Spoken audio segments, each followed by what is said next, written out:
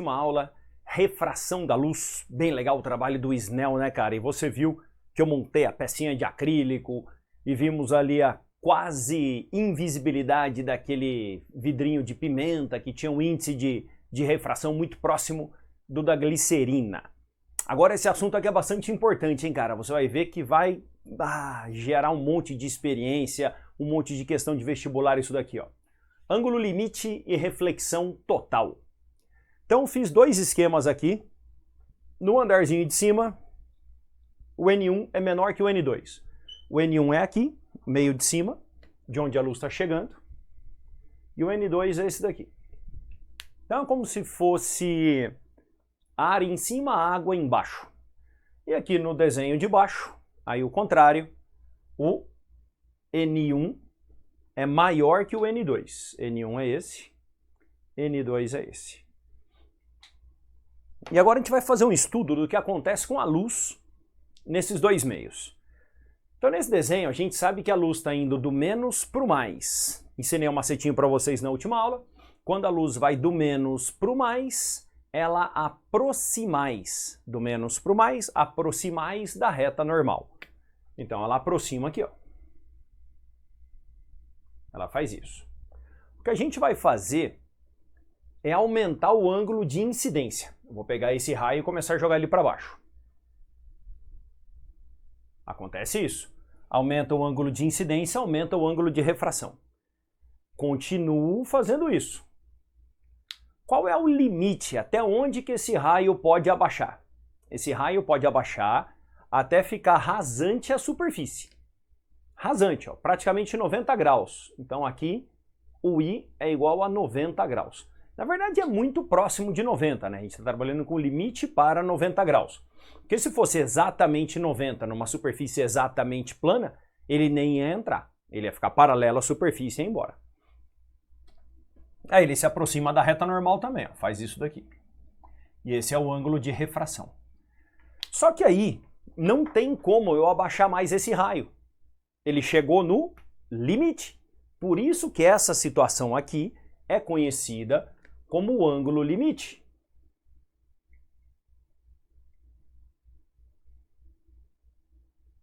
Então, aqui é o ângulo limite. No caso, ele é o ângulo limite de refração. Sempre o nome do ângulo limite é o ângulo que não é o 90 graus. Então, se o I é 90 graus, chama-se ângulo limite de refração. Como resolve um problema de ângulo limite? Você aplica a lei de Snell. É só você aplicar a lei de Snell-Descartes. Então vai ficar N1 seno I, N2 seno R. Naquela brincadeirinha, você sabe a lei de Snell-Descartes? Não sei, não senhor. Não sei, não senhor. Continuando. O N1 está aqui. Seno do ângulo de incidência, seno de 90, que vai dar 1. O N2 está aqui, seno do ângulo limite. Então, o seno do ângulo limite vai ser N1 sobre N2, que é o N menor dividido pelo N maior. Então, o ângulo limite é calculado pela divisão dos dois índices de refração. Sempre o menor pelo maior. Na situação de cima, acabou, não tem mais o que fazer. Agora, na situação de baixo, não acaba não. Aí tem um fenômeno bem interessante. A luz está indo do mais para o menos. Do mais para o menos, afastemos da reta normal. Afasta aqui. Vou fazer um raio um pouquinho menor aqui, ó. Aí. Mesmo esquema. Aumenta o ângulo de incidência. Ao aumentar o ângulo de incidência, esse raio se aproxima da superfície. Aumenta mais, até que esse raio vai tocar na superfície. Então, nesse caso, o R é 90 graus. Se o R é 90 graus, o I se chama ângulo limite. Aqui quem era o ângulo limite era o R, né? E se você aumentar um pouquinho mais, aí vai acontecer um outro fenômeno. Mas antes eu vou calcular aqui.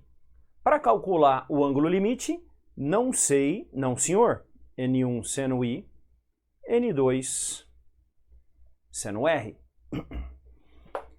O N1 está aqui, vezes o seno do ângulo limite, o N2 está aqui, vezes 1, que é o seno do R. Então, o seno do ângulo limite é N2 por N1.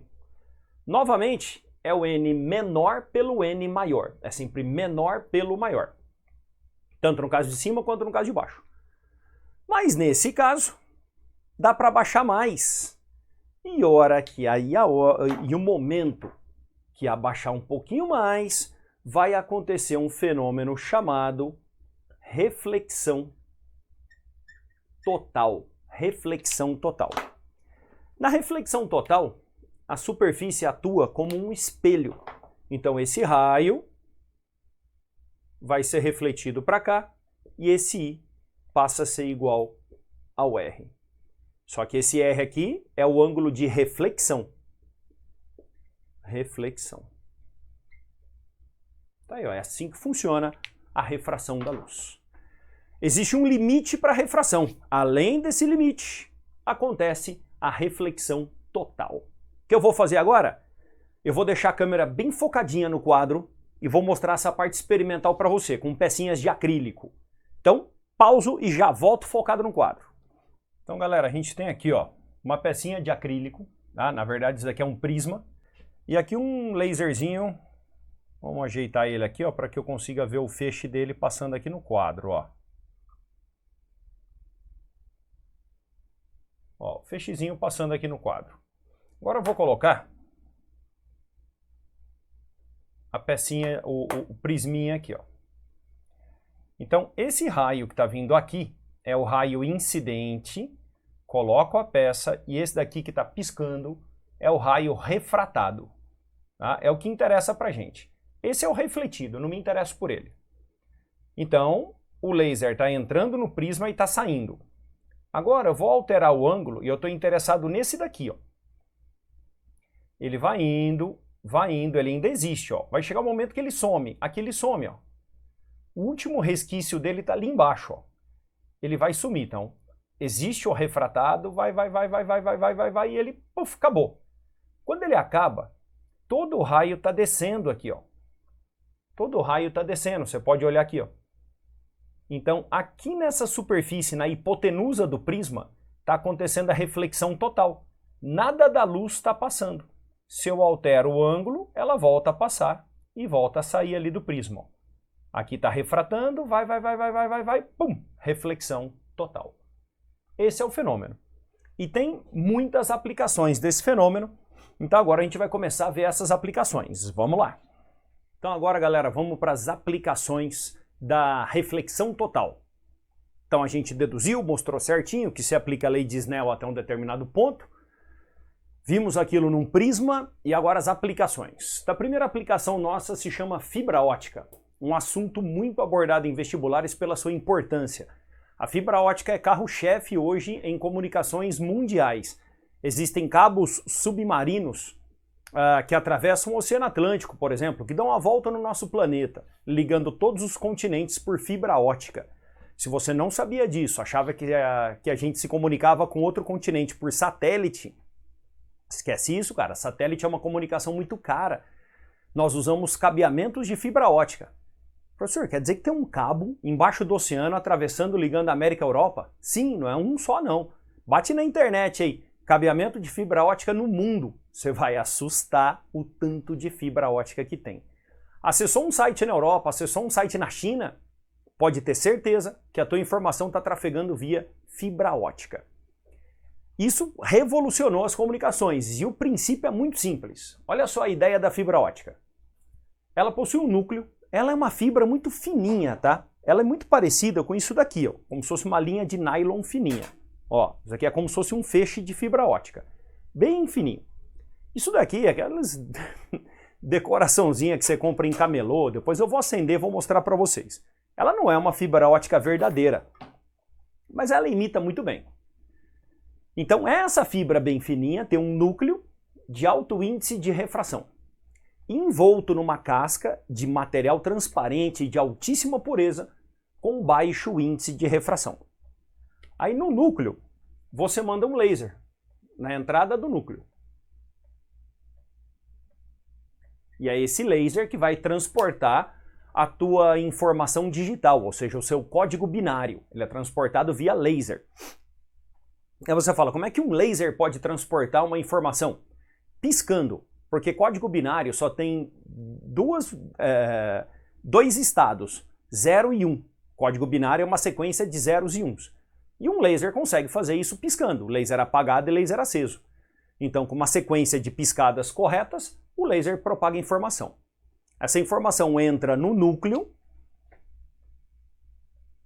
e dentro do núcleo ela deve sofrer reflexão total. Ela deve sofrer reflexão total e fica presa no núcleo, saindo lá na outra ponta da fibra. Normalmente as fibras, elas têm um deslocamento aí da ordem de 80, 90, 100 quilômetros. Até 100 quilômetros de fibra ótica de altíssima pureza, os dados conseguem chegar de maneira bem íntegra. Depois disso, a gente deve repetir esse dado e mandar de novo, reforçar ele e reemitir com laser. Então existem as estações de emenda de fibra ótica que vão fazer esse procedimento, vão reforçar e reemitir o dado na próxima fibra, e assim vai, cara, se comunicando pelo mundo todo. Só que aí acontece o seguinte, primeiro, o núcleo tem que ter um maior índice do que a casca, senão não funciona. O laser tem que ser emitido pelo núcleo, e ele tem um ângulo máximo. Se eu inclinar demais a fibra ótica, não vai rolar. Eu vou te mostrar esse ângulo máximo agora. Vou escurecer então minha oficina, vou dar uma pausada aqui e vou mostrar. Não vou nem mexer na câmera, só que eu tenho que apagar todo o estúdio aqui, né? Então já volto. Então vamos lá. Na verdade eu joguei a câmera um pouco mais próxima, ficando mais fácil para a gente executar a experiência. Aqui a gente tem um tubinho de ensaio com água e corante. Água e corante. E eu vou colocar o laser bem encaixadinho nele aqui, ó. O laser está encaixadinho nele aqui. E agora vamos ver o laser por dentro ali do tubinho de ensaio. Ó. Legal. Olha agora a fibra ótica atuando aqui, ó. O fenômeno da fibra ótica. Ó. Reflexão total ali na outra face. Ó. É assim que funciona a fibra ótica. Agora, se eu inclinar demais, ó, eu perco o raio. Quer ver? Ó, foi. Perdi o raio. Ó. Praticamente ele está passando. Aqui ele está funcionando legal, ó. Tá aí, isso é a fibra ótica.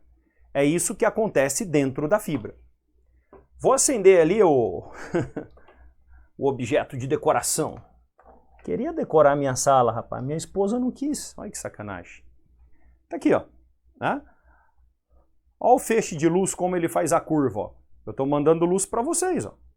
Né? Tá aqui, ó, eu estou mandando luz para vocês fazendo uma curva.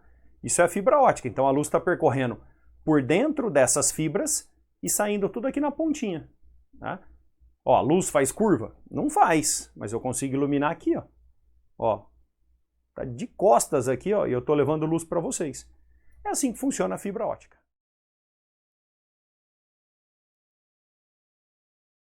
Fala, galera. No vídeo de hoje, a gente vai trabalhar com um fenômeno bem comum, bem corriqueiro, certo? Só que muitas vezes esse fenômeno passa despercebido. O fenômeno é a miragem, cara. A gente enxerga a miragem principalmente nas estradas, numa viagem e tudo mais, e a maioria das vezes ela passa despercebida. Porém, quando uma miragem é bem formada, como essa que eu estou mostrando para vocês, o negócio já é diferente.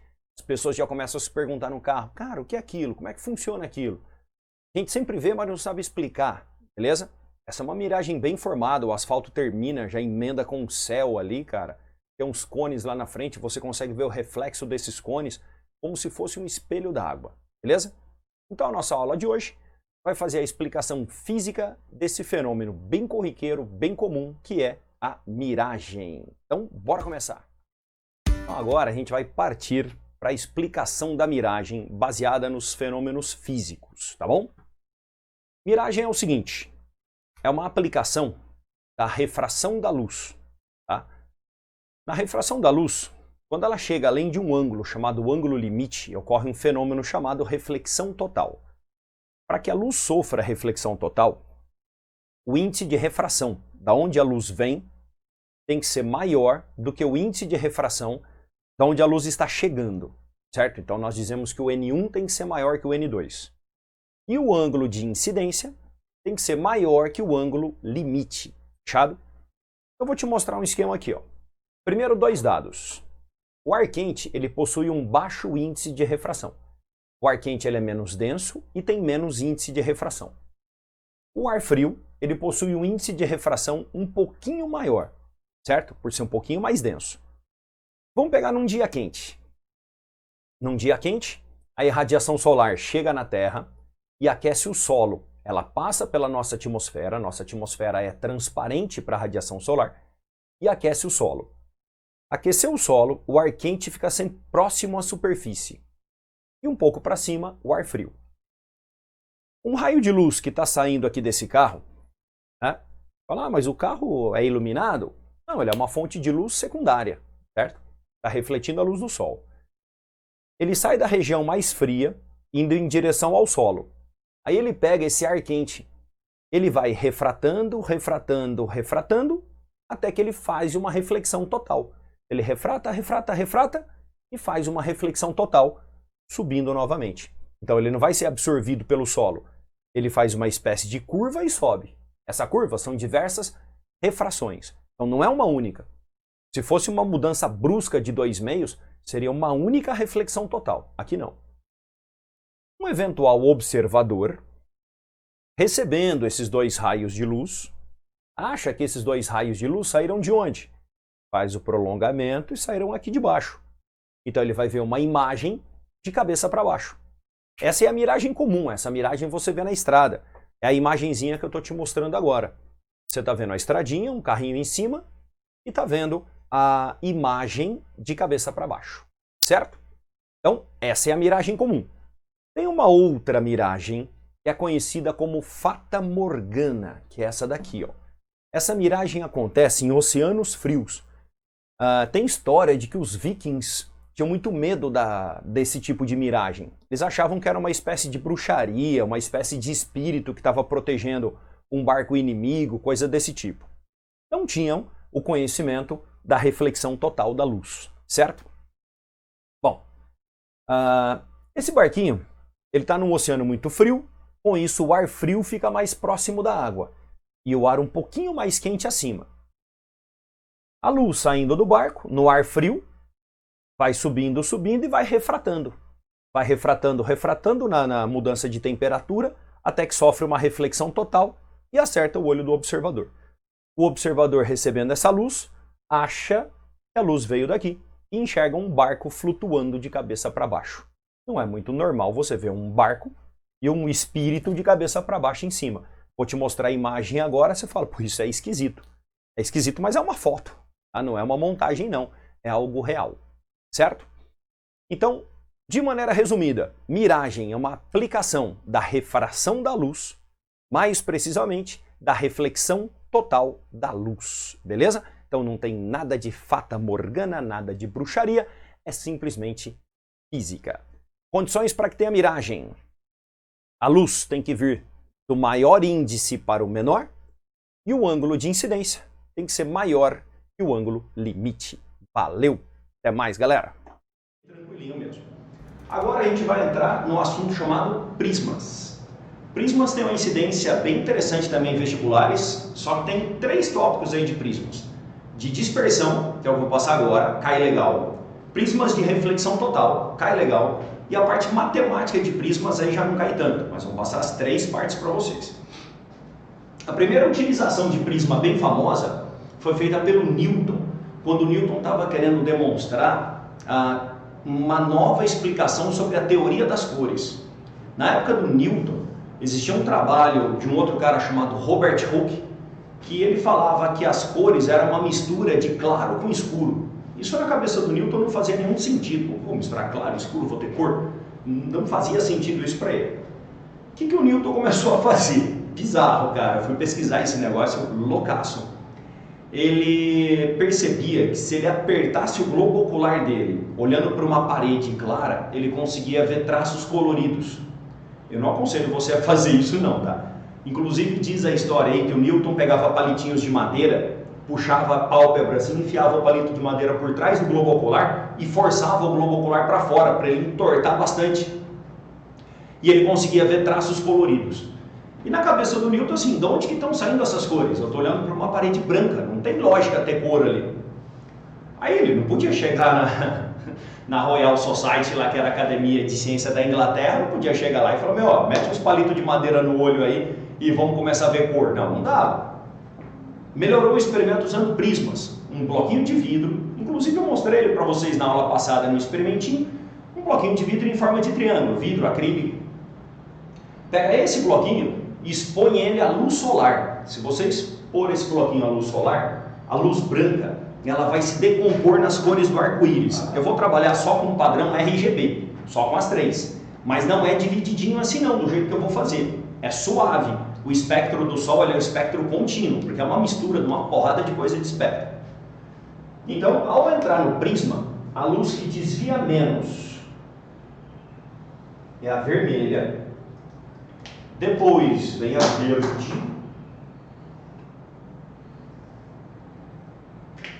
e depois a azul. Essa é a sequência dos desvios. Então você vai ver um arco-íris contínuo, vermelho, vai alaranjando, vai amarelando, vai esverdeando, vai azulando até chegar no violeta. Então é isso que vai acontecer no prisma. A frequência ela aumenta do vermelho para o verde e para o azul. O índice de refração também. É só você lembrar da equação do Planck. A equação do Planck mostra que E é igual a HF. Quanto maior a frequência, maior é a energia do fóton de luz. Quem tem mais energia? O azul. Quem tem mais energia vai interagir mais com o material. É isso que acontece. Então, os fótons azuis interagem mais com o material do prisma do que o vermelho. Interagindo mais, eles acabam ficando mais lentos. Então, ao aumentar a frequência, aumenta o índice de refração e reduz a velocidade. Então, ó, frequência para cá ela aumenta, índice de refração para cá ele aumenta e a velocidade fica ao contrário. A velocidade vai ficar ao contrário. Quando vai indo para o azul, vai diminuindo. Não adianta tentar fazer uma análise com V igual a lambda F, porque você não vai ter nada constante para analisar. Não esquece essa expressão. Tem que fixar aqui, ó, a equação do Planck. Quanto maior a frequência, mais energia, mais interação com o material, mais interação com o material, mais lento. É isso que acontece. Prismas de dispersão. Vou fazer agora um experimentinho para você, vou te mostrar os prismas de dispersão. Eu vou fazer com o prisma normal, depois eu vou tentar fazer numa porta de blindex lá de casa, só que daí eu dependo da posição do sol, dependo um pouquinho de sorte. Mas, encaixei, dá uma olhadinha na filmagem.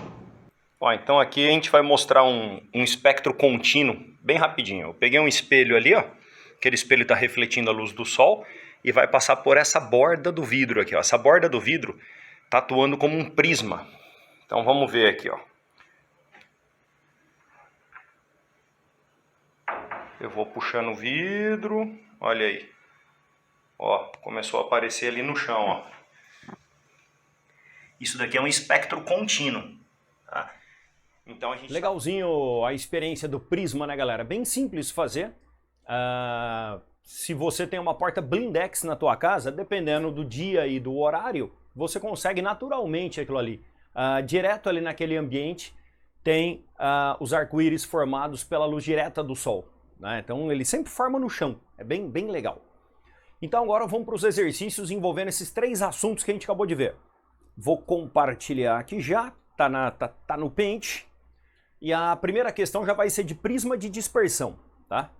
O cara fala assim, a figura representa um prisma óptico constituído por um material transparente, cujo índice de refração é crescente com a frequência da luz que nele incide.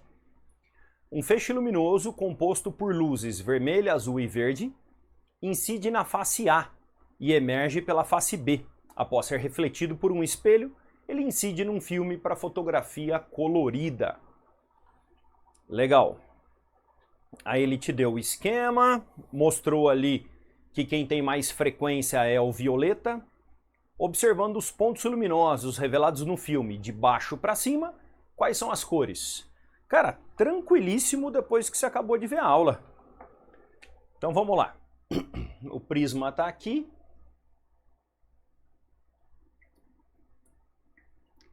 Aqui eu tenho luz branca. Qual é a luz que refrata menos? A luz que refrata menos é o vermelho. Depois o verde. Depois o azul. Aí aqui na base tem um espelho.